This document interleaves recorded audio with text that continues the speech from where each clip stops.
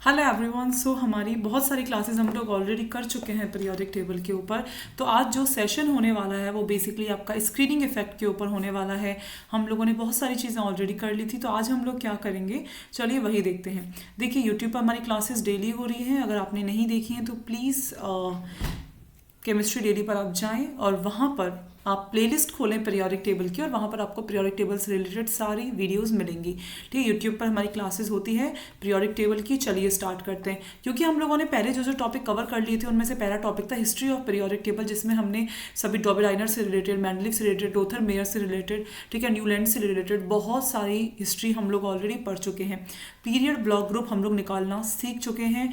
आज हमें जो करना है वो है जेड इफेक्टिव और स्क्रीनिंग इफेक्टिव। बेसिकली हमें ये निकालना है क्या होता है, कैसे होता है, वो सारी चीज़ें आप मुझ पे छोड़ दें, आपको सिर्फ समझना है। समझ नहीं आएगा तो आप मुझे बताएंगे, कमेंट बॉक्स में कमेंट करके आप मुझे बताएंगे। ये सारी चीज़ें भी हम लोग करेंगे, एक एक करके सारी चीज़ें हम लोग करने वाले हैं। चलिए स्टार्ट करते हैं। फिर सबसे पहले हम लोग बात करते हैं बेटा जेड इफेक्टिव की। देखिए ज़रा, जेड इफेक्टिव को आप बोल सकते हो इफेक्टिव न्यूक्लियर चार्ज, मतलब न्यूक्लियस के द्वारा लगाया जाने वाला ओवरऑल चार्ज। डेफिनेशन देख लेते हैं। The net attraction force of nucleus on outer most electron, मतलब अगर कोई ये न्यूक्लियस है, आपको मान लीजिए ये शेल्स हैं, तो मैं पूरी कंप्लीट शेल नहीं बना रही हूँ, आप समझ जाना, ठीक है। ये कंप्लीट है, पूरा गोला है ये, ठीक है, मतलब ऐसे पूरा गोला है, तो मैं वो नहीं बना रही हूँ। ये आपका न्यूक्लियस जो है, इसका सबसे आउटर मोस्ट इलेक्ट्रॉन पे जो लगने वाला इफेक्ट है, ठीक है, नेट, ये भी ध्यान रखना, नेट, नॉर्मल अट्रैक्शन फोर्स नहीं, नेट इलेक्ट्रॉन फोर्स, ठीक है। अब एक बार चेक कर लेते हैं क्या है, ये देखते हैं, डायग्राम से समझते हैं थोड़ा सा। ये आपका न्यूक्लियस है, ये सबसे आउटर मोस्ट शेल का इलेक्ट्रॉन, तो इस पर जो चार्ज लगेगा, ठीक है, नेट चार्ज, नॉर्मल चार्ज नहीं, नेट चार्ज की बात की जा रही है।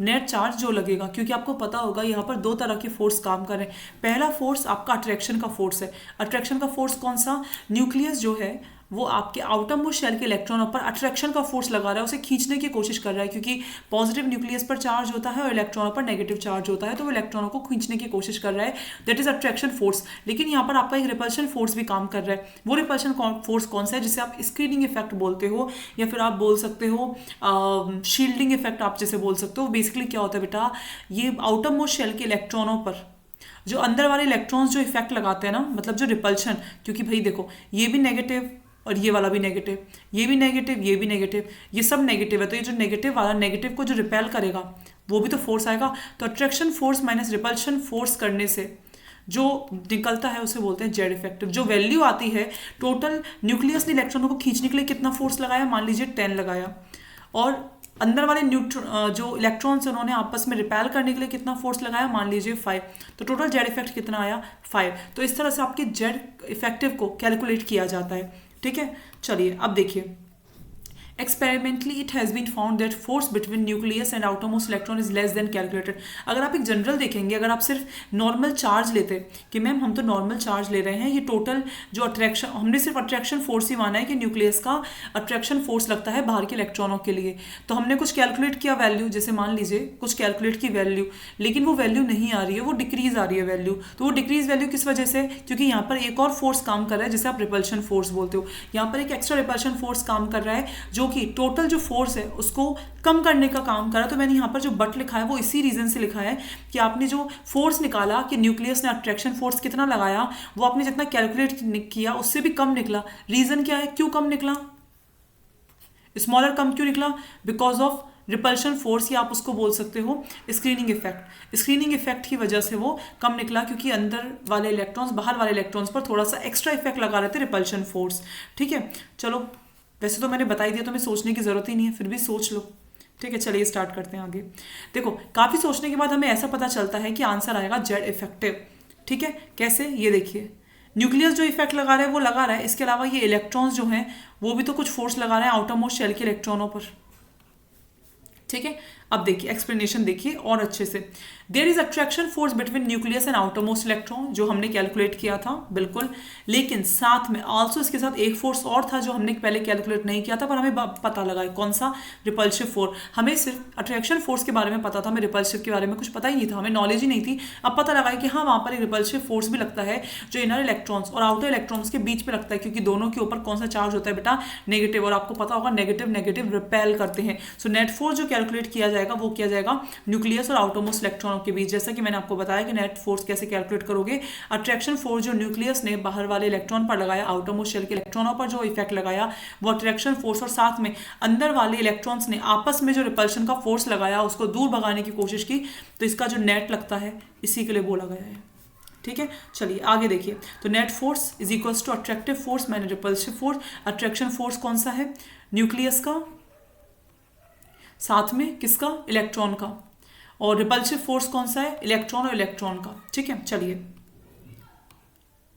तो इसको आपने जेड इफेक्टिव का, जो मैंने आपको ऑलरेडी ऊपर समझा दिया गया था,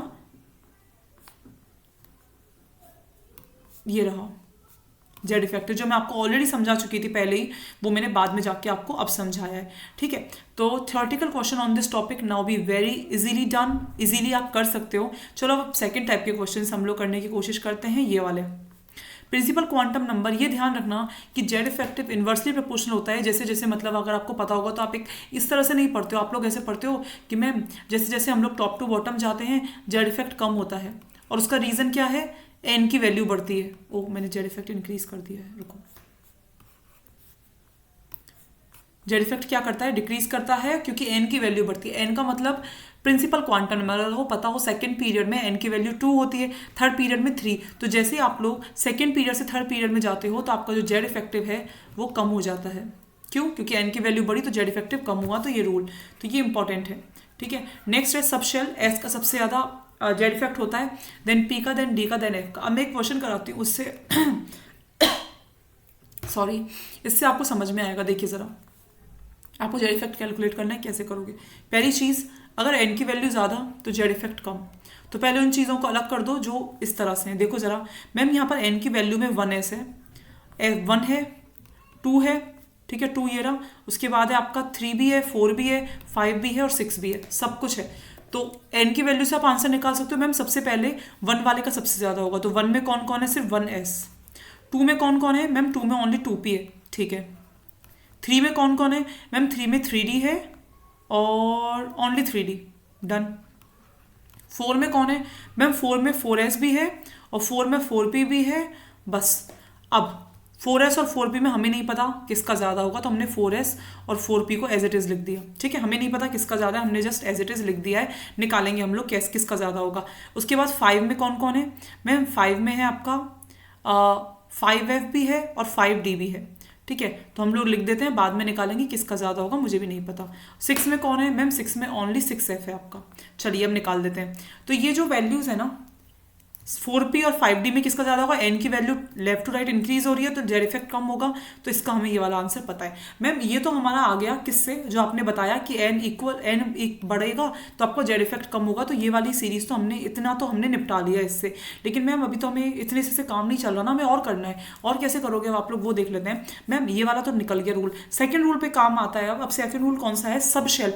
एस का ज़्यादा होता है, पी का, देन डी का, देन एफ का जेड इफेक्टिव सबसे कम होता है। अब इससे आंसर निकलेगा। मैम यहाँ पे 4s है और p है। s और p में अभी बताया था s का ज़्यादा होता है, p का कम होता है। तो मैम s का ज़्यादा होता है तो ज़्यादा होगा इसका। मैम d और f में d का ज़्यादा होता है, d का ज़्यादा होगा और इसका ज़्यादा होगा। खत्म बात। इजी था, बहुत ज़्यादा इजी क्वेश्चन था, ठीक है। अगर आपको समझ में नहीं आया तो वो इसलिए नहीं आया होगा क्योंकि आपने ये दोनों के दोनों रूल याद नहीं कर रखे और ना ही आपने कभी पढ़े हैं। अगर आपने पढ़े भी होते तो भी आपको समझ में आ गया होता क्वेश्चन। उम्मीद है आपको समझ में थोड़ा थोड़ा तो आ ही गया होगा। चलिए अब हम लोग तीसरे टाइप के क्वेश्चन करते हैं। 2 टाइप कौन कौन से थे? n से, कि अगर n इंक्रीज तो जेड इफेक्ट डिक्रीज, पहला तो ये हो गया, ठीक है। दूसरा कौन सा था? मैम दूसरा था हमारा s का ज़्यादा, देन p का, देन d का और देन f का, ये भी निकल गया। और थर्ड नंबर वाला कौन सा आता है? Trend of Z effective in periodic table. आपको in period don't remember, in group don't remember, तो क्या करें फिर? देखिए जेड इफेक्ट पीरियड में कैसे याद करोगे? Z effect increases in the period and इसका नो एक्सेप्शन। आपको कोई एक्सेप्शन याद नहीं करना है क्योंकि इसका कोई एक्सेप्शन है ही नहीं, डायरेक्ट जाएगा left to right Z effect increase. IP का होता है, ठीक है। ग्रुप में बात करोगे तो Z effective decreases in the group. अगर आपको पता होता है, अगर आप जेड इफेक्ट की वैल्यू कैलकुलेट भी करना चाहते हो टॉप टू बॉटम जाने पे तो बहुत माइनस माइनस सा डिफरेंस आता है। तो इसका इसलिए मैंने बोला अप्रॉक्सीमेटली इक्वल, लेकिन आप बोलोगे क्या? Top to bottom Z effect decrease ही जाएगा। हाँ माइनर माइनर से चेंजेस आते हैं पर आते तो है ना, तो वो डिक्रीज ही माना जाएगा। चलिए आगे बढ़ते हैं।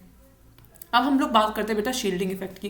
What is shielding effect? तो देखिए जरा, ये रहा, अभी मैंने समझाया था आपको कि हाँ, जो आपका न्यूक्लियस है वो आपके आउटर मोस्ट शेल के इलेक्ट्रॉनों पर इफेक्ट लगाता है, और जो इफेक्ट लगाता है उसको बोलते हैं अट्रैक्शन फोर्स, ठीक है, मतलब आकर्षण का बल।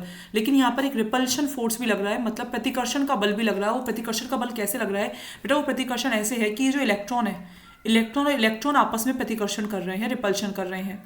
मतलब क्योंकि हम लोग हमेशा जो शील्डिंग क्या होता है बेसिकली, इलेक्ट्रॉनों के ऊपर एक कवर बना लिया हो।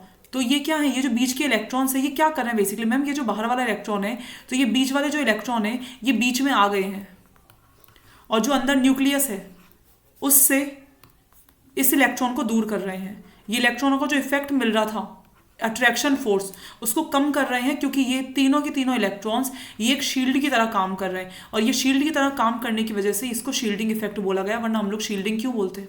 शील्डिंग बोलने का रीजन क्या था? क्योंकि मैम ये जो इलेक्ट्रॉन्स हैं वो एज अ शील्ड की तरह काम कर रहे हैं, पॉजिटिव को इलेक्ट्रॉनों के पास जाने से रोक रहे हैं, अट्रैक्शन फोर्स को कम कर रहे हैं, क्योंकि एज अ शील्ड की तरह काम कर रहे हैं, इसलिए इसको बोला शील्डिंग इफेक्ट। तो यही मैंने बोला है कि inner electrons act as a shield between nucleus and outer most electron. Yes, ये जो न्यूक्लियस है पॉजिटिव चार्ज, और ये जो आउटर मोस्ट का इलेक्ट्रॉन है इसके बीच में एज अ शील्ड की तरह बिहेव करते हैं, अंदर वाले इलेक्ट्रॉन्स जो रिपेल करने का काम करते हैं, इसलिए से शील्डिंग इफेक्ट कहते हैं। कुछ नहीं है शील्डिंग इफेक्ट, सिर्फ जो लाइन मैंने बोली कि बीच वाले जो इलेक्ट्रॉन्स है वो एज अ शील्ड की तरह काम करते हैं, इसे शील्डिंग इफेक्ट कहते हैं। ज्यादा कुछ इसके अंदर सोचना नहीं है, ठीक है। शील्डिंग इफेक्ट के बारे में देख लेते हैं और थोड़ी सी चीजें। इनर इलेक्ट्रॉन्स, तो इनर इलेक्ट्रॉन्स मतलब शील्डिंग बिटवीन न्यूक्लियस और आउटर मोस्ट शेल के बीच में जो इलेक्ट्रॉन्स प्रेजेंट होते हैं उन्हें इनर इलेक्ट्रॉन्स कहते हैं, और यही शील्डिंग का काम करते हैं। So inner electrons are called shielding electrons, this effect is called shielding effect. बस आपको यही याद करना था शील्डिंग इफेक्ट क्या होता है। मुझे उम्मीद है आपको समझ में आ गया है। हम लोग इससे रिलेटेड बहुत सारे क्वेश्चंस भी करेंगे, बट थांबा, रुको, ठीक है, सारे क्वेश्चंस करेंगे, बस थोड़ा धीरे धीरे रेगुलर बेसिस पे चलने दो क्लास। एक साथ भागोगे तो गिर जाओगे, ठीक है। मुझे पता है आप लोगों ने आपको क्विक रिवीजन चाहिए अब, क्योंकि टाइम नहीं है हमारे पास, और मैं रेडी हूँ क्विक रिवीजन कराने के लिए। बट पहले मैं ये चाहती हूँ कि बहुत सारे बच्चे ऐसे भी हैं जिनको ये सब्जेक्ट मैटर नहीं मिल पा रहा है, तो बेसिकली उनके लिए भी ये क्लास है, ठीक है। आपका क्विक रिवीजन होगा, डेफिनेटली होगा, मार्च की स्टार्टिंग से आपका स्टार्ट हो जाएगा। जब तक अभी आपके पास टाइम है, फैब में मैं कोशिश कर रही हूँ ज़्यादा से ज़्यादा आपके टॉपिक कंप्लीट कराऊँ। जैसे मेरी कोशिश है पीरियोडिक टेबल, केमिकल बॉन्डिंग और हाइड्रोकार्बन, ऑर्गेनिक हाइड्रोकार्बन के अलावा एक टॉपिक और जैसे जीओसी या कोई भी अदर टॉपिक, ये कंप्लीट करा दो, क्योंकि ये मेन चीज़ है, ठीक है। नेम रिएक्शंस भी आएंगी, हर एक चीज़ मैं कवर कराऊंगी यूट्यूब पर, सिर्फ बस आपको थोड़ा सा पेशेंस रखना है, ठीक है। ये नहीं है कि सिर्फ आप केमिस्ट्री के साथ हो, आपको बायो और फिजिक्स भी करनी पड़ेगी। अगर आप नहीं करोगे ना वो चीज़, तो मैं ये नहीं बोलूँगी बिल्कुल भी ये केमिस्ट्री के बलबूते पर सिलेक्शन है ना, केमिस्ट्री और बायो के बलबूते पर कभी सिलेक्शन नहीं हो सकता। आपको तीनों सब्जेक्ट अपनी स्ट्रॉन्ग करनी होगी। अगर सिर्फ एक सब्जेक्ट स्ट्रॉन्ग है कुछ नहीं, 2 सब्जेक्ट नहीं, 3 सब्जेक्ट होनी ही चाहिए स्ट्रॉन्ग। और इस बार के हालात तो ये है कि आप कोई चैप्टर भी नहीं छोड़ सकते हो। अगर आप ये सोचते हो कि मैम हम एक चैप्टर छोड़ देते हैं उससे एक ही क्वेश्चन आता है, नहीं छोड़ सकते, क्योंकि अभी के जो टाइम में ना क्वेश्चन हमसे गलत होते हैं और वो नेगेटिव में जाते हैं। तो कोशिश ये करो कि अगर हमसे कोई क्वेश्चन गलत हो रहा है ना, तो उसकी जगह दूसरा क्वेश्चन हम दूसरे चैप्टर का कर लें, ठीक है, जिससे कि वो जो रॉन्ग वाला क्वेश्चन है वो एक इक्वल मार्क सेट करे, ठीक है। क्योंकि अगर आप ऐसे ही करके जाओगे, मान लीजिए आप 720 का है, आप लोग पढ़ के जा रहे हो 600 का, आपको लग रहा है मैम 600 नंबर के तो हम कर ही लेंगे, और हम लोगों ने फिक्स 600 मार्क्स तक का मटेरियल तैयार किया, याद किया है, ठीक है। मान लीजिए पेपर में कुछ क्वेश्चंस ऐसे आ गए, मतलब 10 क्वेश्चन ऐसे आ गए जो आप नहीं कर पा रहे हो या आपके रॉन्ग हो गए, तो आपके मार्क्स तो 550 रह गए और उससे भी कम हो गए, तो ये तो गलत हो गया ना, क्वेश्चंस और कम हो गए। तो इसलिए प्रिपेयर आप 720 में से कम 700 का प्रिपेयर करके जाओ। उसके बाद बोलो कि अगर हमारा गलत होता है या फिर रॉन्ग हो जाता है तो कोई बात नहीं, 650 तक तो आ ही जाएंगे, या फिर 600 तक तो आ ही जाएंगे अगर हमारे रॉन्ग भी हो जाते हैं तो। इसलिए मैं बोल रही हूँ सब कुछ पढ़ के जाना है, आप कोई छोड़ नहीं सकते हो, स्किप कर ही नहीं सकते हो, ठीक है। चलिए भाई, good by two all student, that's all for today, remaining part will be discuss tomorrow. कल मिलते हैं फिर आप लोगों से, ठीक है। ओके, तब तक के लिए bye bye, take care, see you soon, bye bye.